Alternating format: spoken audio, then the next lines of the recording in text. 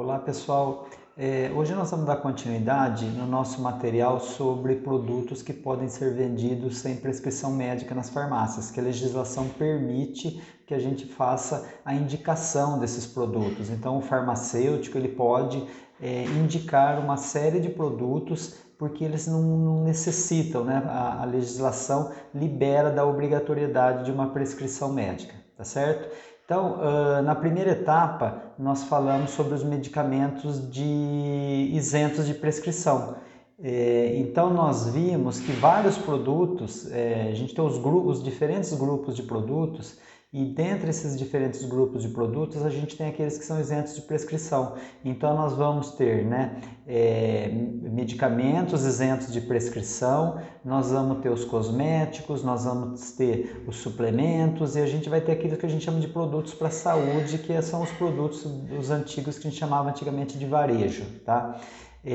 Então, na primeira parte do material, nós falamos sobre os produtos isentos, os medicamentos isentos de prescrição, tá? Então, se você não teve a oportunidade de ver esse material, dá uma busca lá, você acha e você vai verificar como que a gente classifica um medicamento isento de prescrição e aí que automaticamente pode ser indicado pelo farmacêutico durante a atividade na farmácia, tá certo?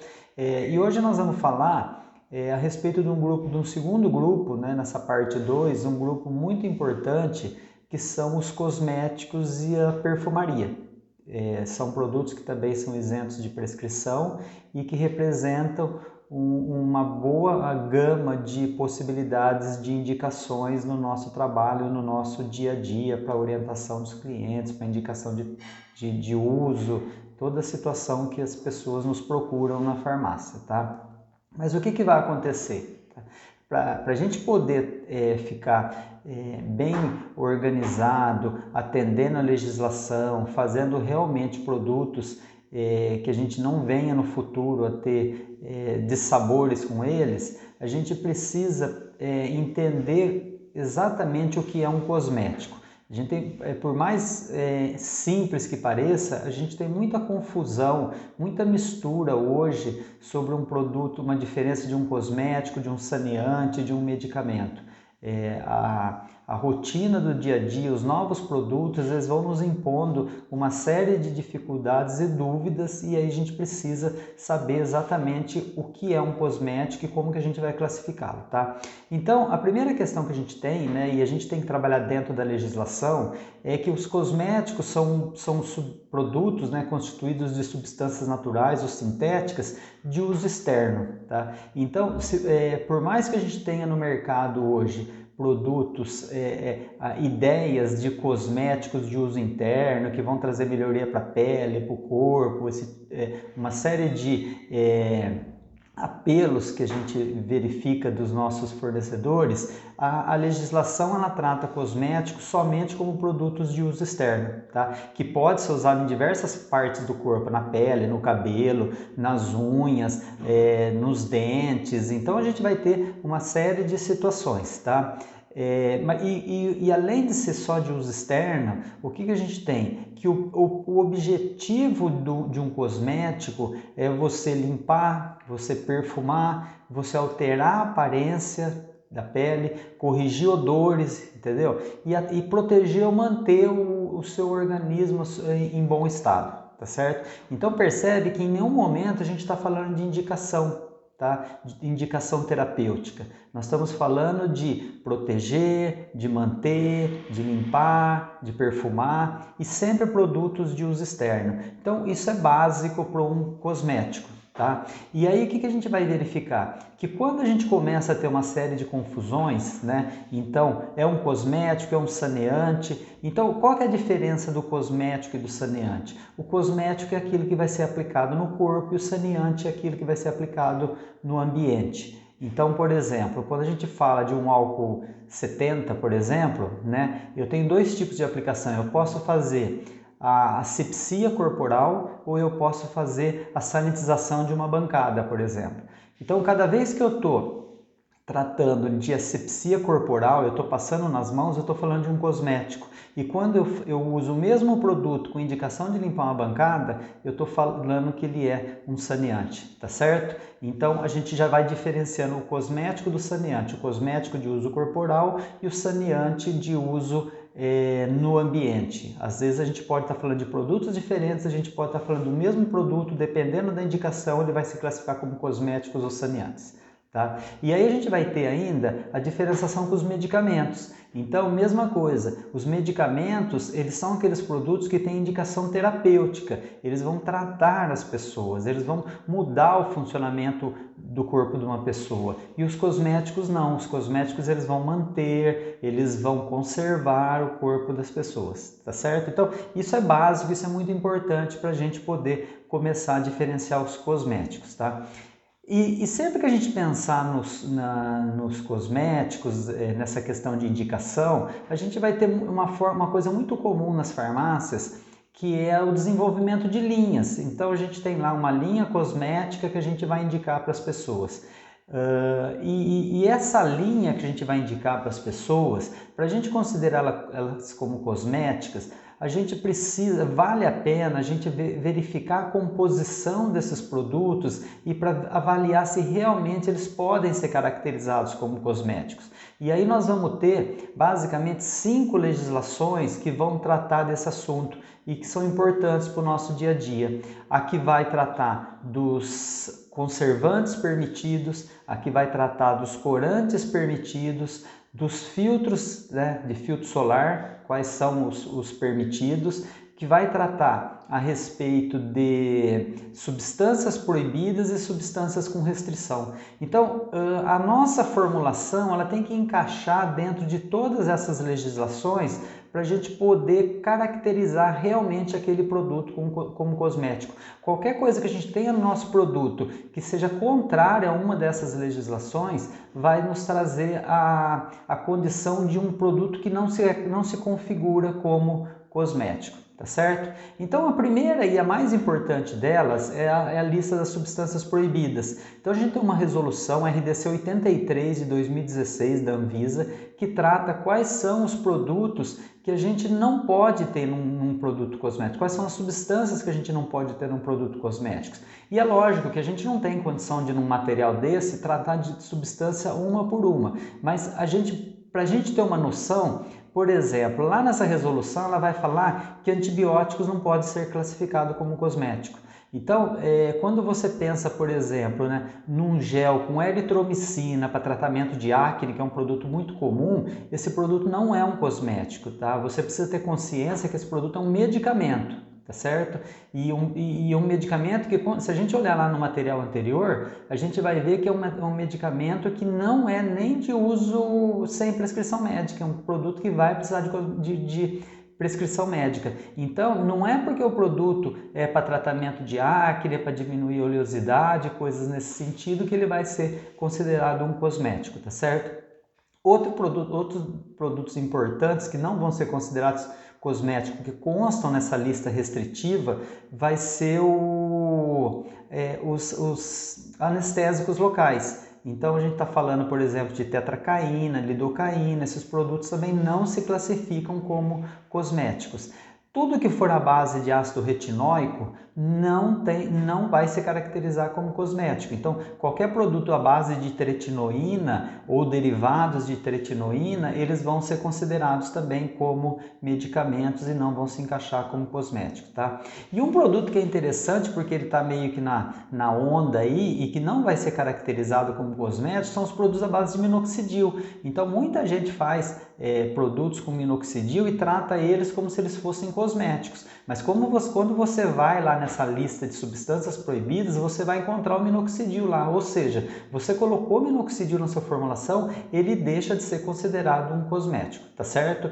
Então, que, como eu disse, né, a gente tem uma lista muito grande de substâncias proibidas. Não dá para a gente tratar aqui todas, mas dá para a gente começar a ter uma noção disso daí e poder verificar nessa RDC 83 de 2016 quais são as substâncias proibidas para a gente considerar um produto como cosmético, tá certo?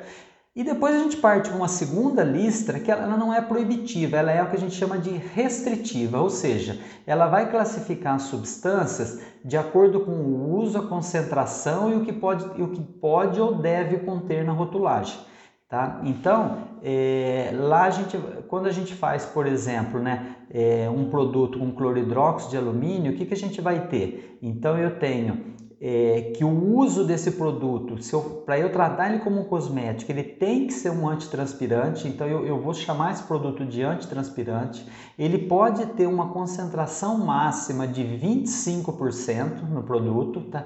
E na rotulagem eu tenho que pôr a orientação de não aplicar sobre a mucosa, sobre a pele irritada ou lesada, tá certo? Então, a gente tem lesionada, né?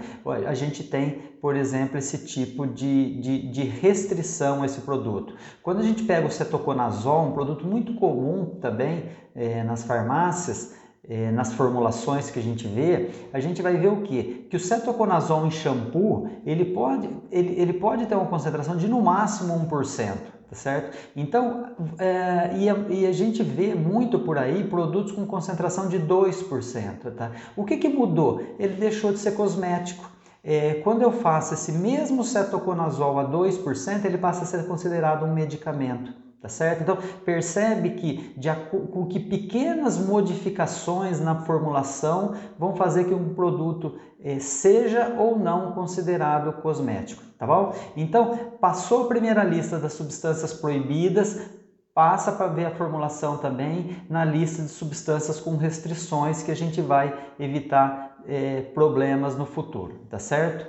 E se a gente estiver falando de um filtro solar, o que a gente vai ter? A gente vai ter uma RDC 69 de 2016, certo? Que vai nos impor a lista de filtros ultravioletas permitidos em cosmético, tá certo? Então, a gente tem uma série de produtos e quais são os que são permitidos em cosméticos e de acordo com a concentração, se eles vão ser considerados um cosmético. Então, por exemplo, o PABA, um filtro muito comum, a gente vai ter nessa legislação que ele pode ser trabalhado com no máximo 15% na concentração final do produto. Quando a gente pensa em dióxido de titânio, 25%. Então, você vai tendo lá quais são as concentrações permitidas desses filtros e quais são os permitidos para a gente poder considerar esse produto como um cosmético, tá certo? Então, falou em filtro solar, quer saber se ele é um cosmético? RDC 69 2016, vale a pena também dar uma olhada lá e ver todas as substâncias que constam nessa lista, tá certo? E aí a gente vai ter ainda a dos conservantes. Tá certo? Então, por exemplo, né, a RDC 29 de 2012 trata quais são os conservantes permitidos. A gente vai ter, por exemplo, metilparaben, propilparaben, lipagina, lipazol, tá certo? Eles podem ter até 0,4% no máximo individualmente e 0,8% na mistura. Então a gente cria as concentrações máximas. Triclosan, outro produto que às vezes é utilizado como conservante, né? No máximo 0,3%. Então pegou essa lista, você vai ver se o seu sistema conservante ele está dentro das características exigidas para um produto cosmético. Tá? E por último, a lista dos corantes permitidos. Tá? Então tem lá RDC 44 2012, tá? A gente precisa saber que quando a gente pensa em corante, a gente tem uma relação chamada, né, de Color Index, que é um padrão de produtos, né, que vai definir qual é o campo de aplicação, os tipos de produto onde pode ser usado, por exemplo, exceto nas áreas dos olhos, a gente vai tendo todo esse tipo de situação, tá?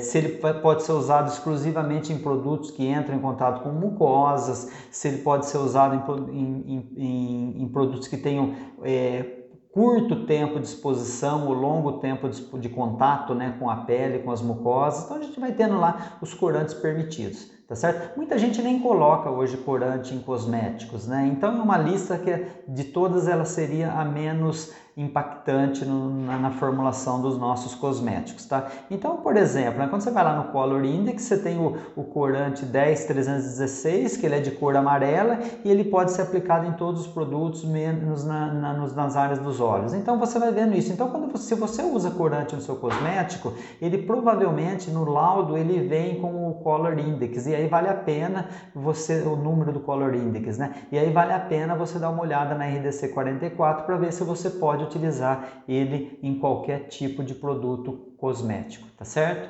Então, finalizando, quando a gente pensa, né, no nosso dia a dia, na nossa rotina da farmácia, aqueles produtos que eles chegam para a nossa manipulação, né, para o nosso atendimento, com uma receita, a gente não vai ter grandes problemas em saber se ele é cosmético, se ele é medicamento, se é saneante, porque existe alguém por trás que está indicando aquele produto. Então, se na pior das hipóteses ele for um medicamento, e for um medicamento que não é isento de prescrição, ele vai estar lá com a prescrição médica, então você não vai ter grandes problemas, tá? Grandes dificuldades, e você vai preparar aquele produto, é lógico, fazer uma avaliação prévia para verificar se está tudo dentro das concentrações usuais, esse tipo de coisa, tá? Então, qual que tem que ser o nosso principal cuidado? Nas nossas indicações e nas nossas linhas de frente. Então, eu sempre falo que, mesmo que você esteja falando de uma indicação individualizada, você já tem aquele grupo de produtos que você costuma indicar, que você acha que é bom para determinadas situações, né?